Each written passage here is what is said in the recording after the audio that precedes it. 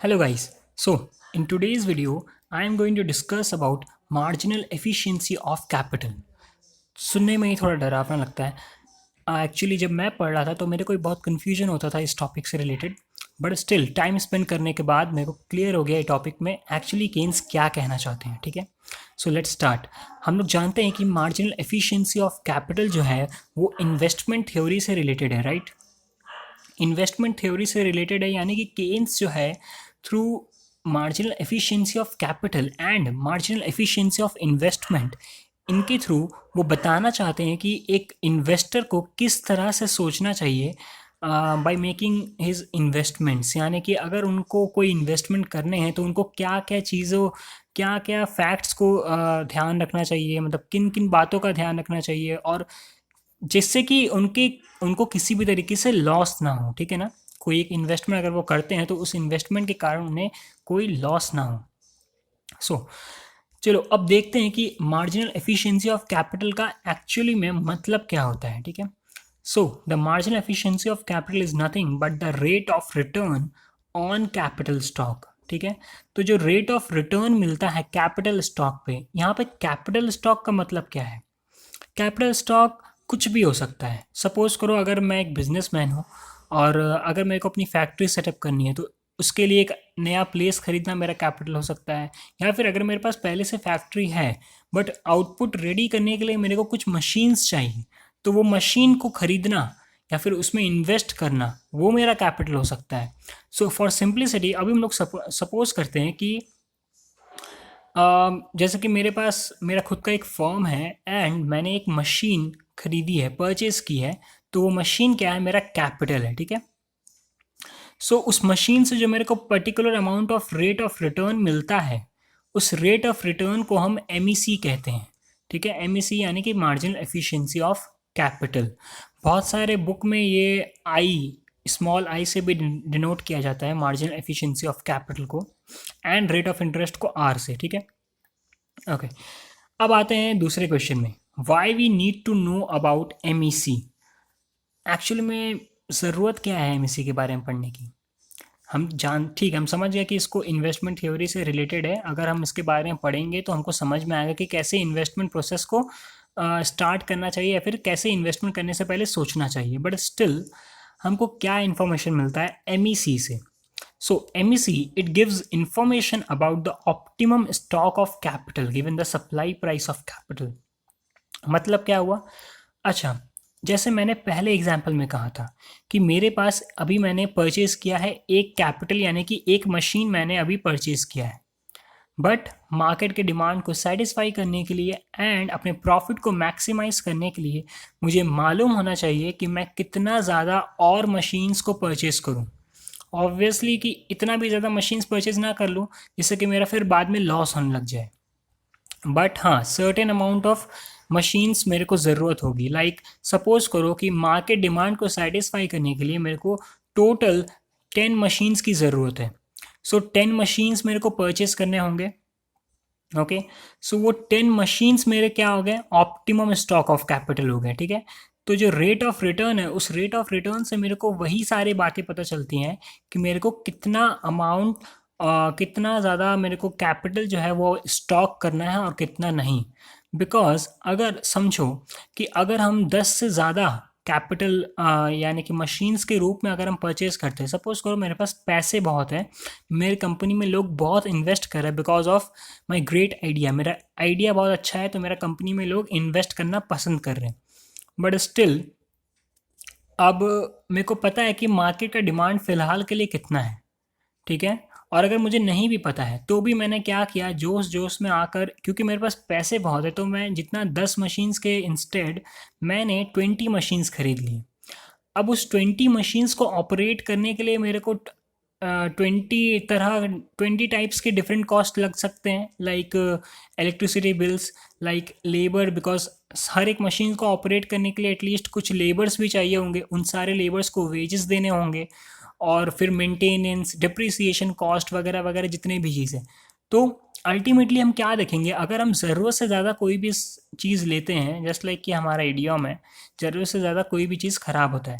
Just like कि अगर हम 10 मशीन से ज़्यादा अमाउंट ऑफ मशीन्स परचेज कर लेते हैं तो मेरा कॉस्ट जो है वो अल्टीमेटली इंक्रीज होता है और मेरा प्रॉफिट जो है वो धीरे धीरे मिनिमाइज होना शुरू होता है, वो मैक्सिमाइज नहीं होकर मिनिमाइज होना शुरू होता है। तो इट इज़ नेसेसरी कि मेरे को पता होना चाहिए कि मेरा प्रॉफिट मैक्सिमाइज करने के लिए हमको कितना ऑप्टिमम स्टॉक ऑफ कैपिटल चाहिए, ठीक है। और एमईसी यानी कि जो रेट ऑफ रिटर्न है कैपिटल स्टॉक से, वो इससे हमको बहुत ही अच्छे तरीके से पता चलता है कि मेरा कितना अमाउंट ऑफ कैपिटल स्टॉक रखना चाहिए। Okay, moving further, third question is why MEC also known as the discounted rate, और what does Keynes statement means. Keynes का स्टेटमेंट क्या है, पहले सबसे पहले ये देखो। The rate of discount which makes the present value of the prospective yield from the capital asset equal to its supply price. So Keynes ने अपने जनरल थ्योरी में related to marginal efficiency of capital उन्होंने ये statement दिया था कि marginal efficiency of capital क्या है, एक रेट ऑफ डिस्काउंट है which makes the present value of the prospective yield from the capital एक asset equal to its supply price. Okay, so यहाँ पे कुछ टर्म्स हैं जो हमें समझ नहीं आ रही फिलहाल के लिए। सबसे पहले कि सप्लाई प्राइस, दूसरा है प्रोस्पेक्टिव यील्ड, जिसकी इंग्लिश अच्छी है उसे समझ में आ ही जाएगी, बट एटलीस्ट ये जानते हैं कि अच्छा रेट ऑफ डिस्काउंट यहाँ पे एमईसी को कहा जा रहा है, ठीक है, मार्जिनल एफिशिएंसी ऑफ कैपिटल को, जो कि हमारा क्वेश्चन भी है कि why marginal efficiency of capital is known as discounted rate, वो मैं बता रहा हूँ अभी, ठीक है। सबसे पहले जानते हैं कि prospective yield from the capital asset होता क्या है। सो प्रोस्पेक्टिव यील्ड का मतलब क्या हो गया, प्रोस्पेक्टिव यील्ड यानी यील्ड तो हम लोग को पता है एक तरह से रिटर्न, ठीक है, और प्रोस्पेक्टिव क्या हो गया मतलब फ्यूचर रिटर्न जो मेरे को उस कैपिटल पर्टिकुलर कैपिटल एसेट से मिलने वाली है। लाइक अगर सपोज करो मेरे पास अगर एक मशीन है जो मैंने अभी भी परचेज किया है, सो उस मशीन से मेरे को आइडिया तो होगा कि मैं इस मशीन से कितने आउटपुट्स बनाऊंगा एंड कितने आउटपुट में बनाकर फिर मैं मार्केट में कैसे भेजूंगा, मतलब एक तरह से हमको पता है, आइडिया है कि उस मशीन से मेरे को कितना रिटर्न मिलने वाला है, ठीक है ना। तो बट क्योंकि वो फ्यूचर में होने वाला है, क्योंकि अभी तो मैंने परचेज किया है, फ्यूचर में जब मैं बनाऊंगा तब जाके मेरे को होगा, तो प्रोस्पेक्टिव यील्ड, ठीक है। सो जो रेट ऑफ डिस्काउंट या फिर जो रेट ऑफ रिटर्न है एमईसी जो है, which makes the present value of the prospective yield, यानी कि जो मेरे को फ्यूचर में जो वैल्यू मिलने वाला है, फ्यूचर में जो रिटर्न मेरे को इस पर्टिकुलर मशीन से मिलने वाला है, उसका अगर हम प्रेजेंट वैल्यू करते हैं तो अगर वो प्रेजेंट वैल्यू जो है सप्लाई प्राइस के इक्वल होता है, लाइक सप्लाई प्राइस कैपिटल का क्या है, यानी कि परचेजिंग कॉस्ट, यानी कि उस कैपिटल उस पर्टिकुलर कैपिटल को परचेज करने के लिए मेरे को कितना अमाउंट देना पड़ रहा है, अगर वो उसके इक्वल होता है तब जाके हम कह सकते हैं कि मेरा इन्वेस्टमेंट जो है वो सही जगह मैंने इन्वेस्ट किया है, और एक तरह से यूँ कह सकते हैं कि कोई किसी तरीके का मेरे को लॉस नहीं हो रहा है। अभी एक एग्जांपल दूंगा, पूरा क्लियर हो जाएगा, ठीक है। बट सबसे पहले ये present value and future value जो कि मैंने अपने पहले वीडियोस में बता दिया था पहले ही, जब बॉन्ड के बारे में हम लोग पढ़ रहे थे, बट स्टिल एक बार रिकॉल कर लेते हैं। सो पी वी क्या है यहाँ पर, प्रेजेंट वैल्यू, एफ वी क्या है, फ्यूचर वैल्यू, ठीक है। सो अब देखो हम जानते हैं अगर मेरा एक प्रेजेंट वैल्यू है जो कि सपोज करो 1000 रुपीज़ है, अब अगर सपोज करो इसको बॉन्ड की तरह सपोज करते हैं, ठीक है ना, अगर 1000 रुपीज़ का बॉन्ड है, अगर उसको उसके ऊपर मेरे को रेट ऑफ रिटर्न 10% का मिल रहा है, ठीक है, 1000 रुपीज़ के ऊपर, तो प्रेजेंट वैल्यू मेरा बॉन्ड का 1000 है, तो फ्यूचर वैल्यू मेरा कितना होगा, ऑब्वियसली 1000 प्लस R%, यानी कि 10% जो मेरे को रिटर्न मिल रहा है बॉन्ड से, उसका 10% ऑफ 1000, इन दोनों को जब मैं प्लस करूँगा तो वही मेरा फ्यूचर वैल्यू होगा। तो अगर मैं इस चीज़ को कॉमन लेता हूँ, present value plus R% of P V, तो पी वी अगर मैंने प्रेजेंट वैल्यू कॉमन लिया 1 plus R equals to future value, तो पी वी कितना हो गया, future value by 1 plus R, ठीक है। तो 1/1 प्लस आर यहाँ पे डिस्काउंटेड रेट है, ठीक है। अच्छा अब देखो यहाँ पे, सो जस्ट लाइक दिस, अगर मेरे 1000 रुपीज़ का प्रेजेंट वैल्यू है तो 1000 रुपीज़ और फिर कॉमन लेके 1.1, ये जो 1.1 है ये मेरा डिस्काउंटेड रेट है। अगर फ्यूचर वैल्यू तो मेरा 1000 इंटू 1.1 है, बट अगर सपोज करो इस 1.1 से हम फ्यूचर वैल्यू को डिवाइड करते हैं तो ऑब्वियसली प्रेजेंट वैल्यू के इक्वल हो जाएगा मेरा फ्यूचर वैल्यू, डेफिनेटली सी बात है, कॉमन लॉजिक है यार। प्रेजेंट वैल्यू हम लोग जानते हैं प्रेजेंट वैल्यू मेरा 1000 रुपीज़ है एंड रिटर्न जो है वो मेरे को मे बी सपोज करो 1100 समथिंग कुछ मिल रहा है। तो अगर 1100 से फिर मैं वो ये 1 + r अगर मैं डिवाइड कर दूंगा तो ऑब्वियसली मेरे को जो फ्यूचर वैल्यू होगा वो मेरा प्रेजेंट वैल्यू के इक्वल हो जाएगा। अब यहाँ पे देखते हैं कि केन्स यहाँ पे बताना क्या चाहते हैं। अब इस चीज़ को अच्छे से समझने के लिए केन्स यहाँ पे क्या बताना चाहते हैं कि सप्लाई प्राइस ऑफ कैपिटल जो है वो फ्यूचर वैल्यूज़ के इक्वल हो जाएगा। मतलब बहुत ही कन्फ्यूज़न हो रहा है, कुछ क्लियर नहीं हो रहा है, राइट।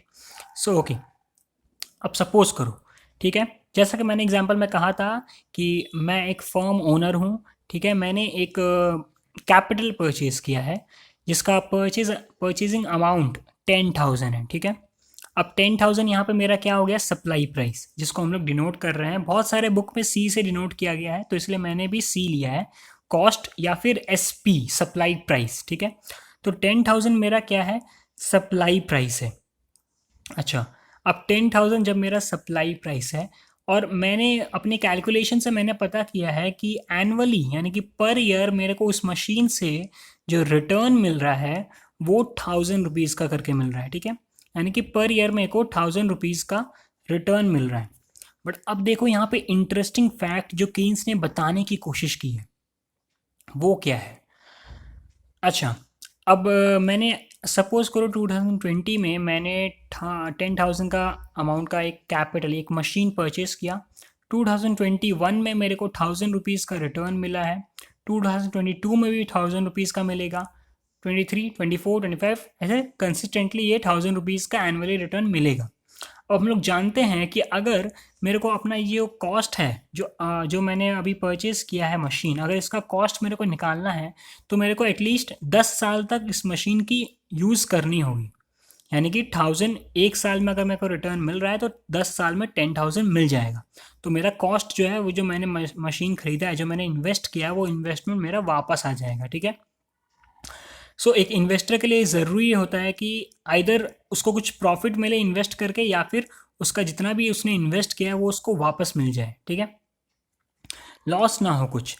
सो अब देखो यहाँ पे केन्स ने क्या बताने की कोशिश की है।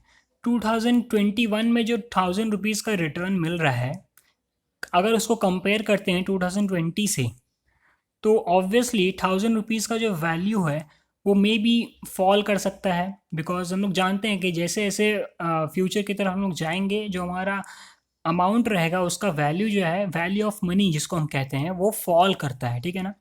तो मे बी ऐसा हो ही सकता है कि 2025 में जो 1,000 रुपीज़ का वैल्यू है वो 2020 में जो 1,000 रुपीज़ का वैल्यू है उसके इक्वल ना हो, ठीक है। अब जब ये उसके इक्वल नहीं होगा तो ऑब्वियसली मतलब जो हमको 1,000 रुपीज़ रिटर्न मिल रहा है वो वैल्यूएबल नहीं है मेरा उतना। तो अब केन्स ने बस इसी चीज़ को बोला है कि अगर हम एक मशीन लेते हैं, ठीक है, अगर हम एक मशीन ले रहे हैं और जैसा कि मैंने यहाँ पर एक मशीन लिया है, अगर वो मेरे को 1,000 रुपीज़ करके मेरे को रिटर्न दे रहा है पर ईयर, और मैं जानता हूँ कि ये मशीन जो है सिर्फ 10 साल तक ही चलेगा और 10 साल तक ही चलेगा और 1,000 रुपये करके मेरे को हर साल रिटर्न मिल रहा है। अब अगर एक नॉर्मली अगर मैं सोचूंगा तो फिर वो क्या है मेरे लिए, एक एज एन इन्वेस्टर मेरे लिए बिल्कुल सही डील है। बिकॉज मेरे को 10 साल में मेरा जितना मैंने इन्वेस्ट किया वो मेरे को वापस मिल जा रहा है, और ब्रांडिंग वगैरह से और भी चीज़ें से मेरे को प्रॉफिट भी अपने आप आ ही जाती है अल्टीमेटली। तो वो मेरे को सही लग रहा है, बट स्टिल ये सही नहीं है। बिकॉज तुम देखो यहाँ पे जो मेरे को फर्स्ट ईयर में जो 1,000 रुपीज़ का रिटर्न मिला है, क्योंकि मेरा फ्यूचर वैल्यू है तो मैंने इसको पहले प्रेजेंट वैल्यू किया है। प्रेजेंट वैल्यू कैसे किया है मैंने, R1 जो कि 1,000 रुपीज़ है, ठीक है।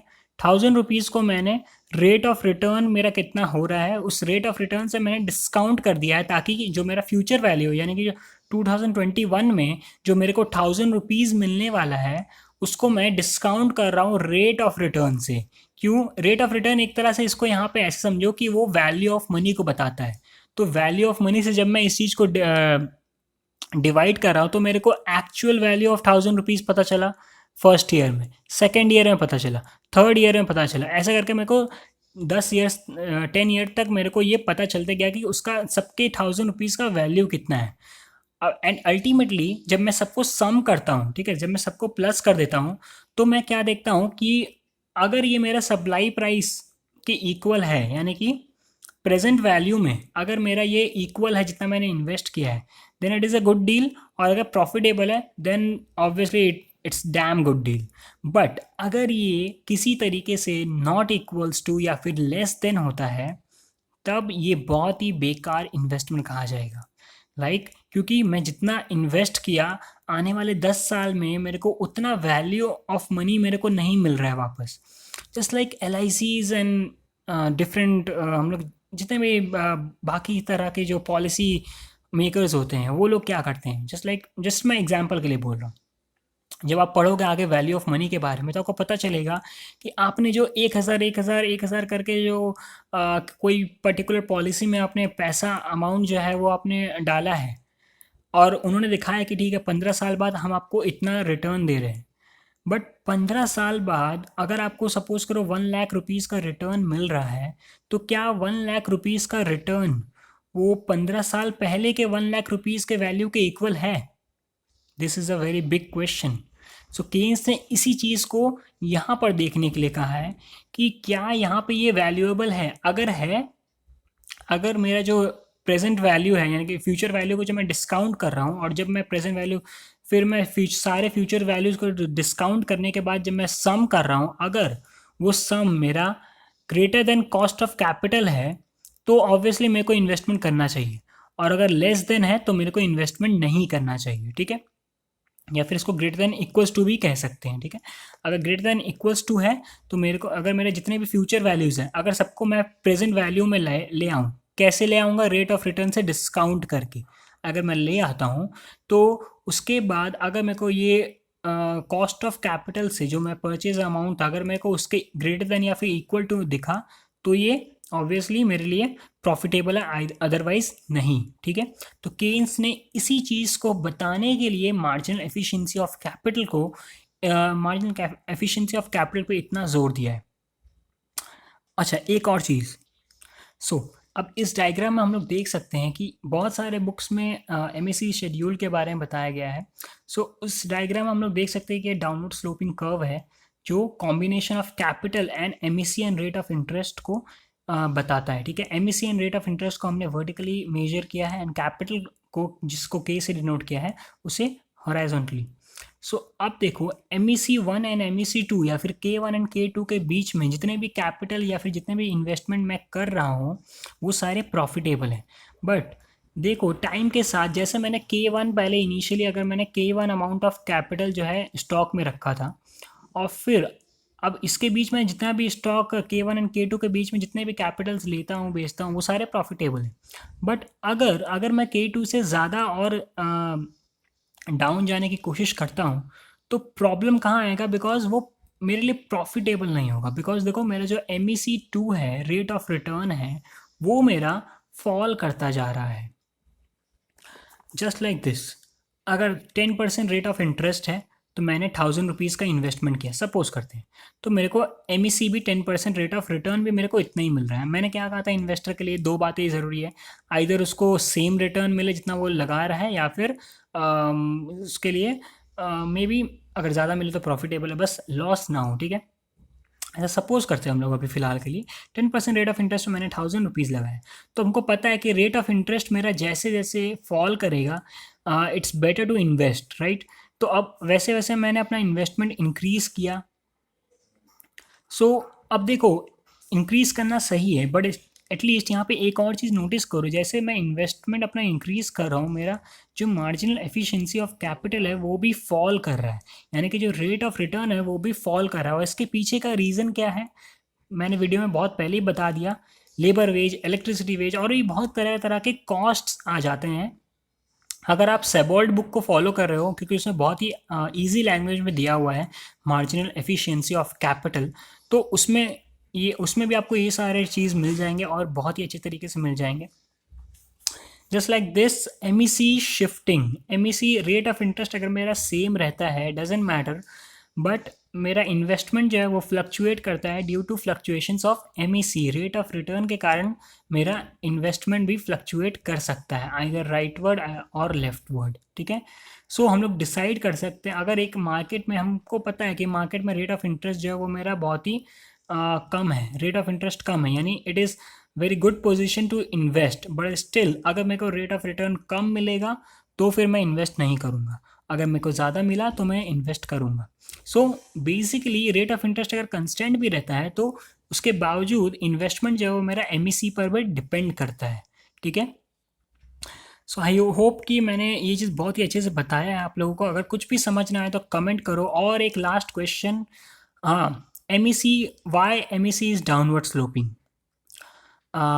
Just answer it in the comment section, and जिसके भी आंसर सही होंगे and I will react hard on it. Thank you so much. If अगर कुछ भी चीज़ समझ नहीं आ रहा है देन मेरे को बताओ, let me know in the comment section. Thank you for watching my video.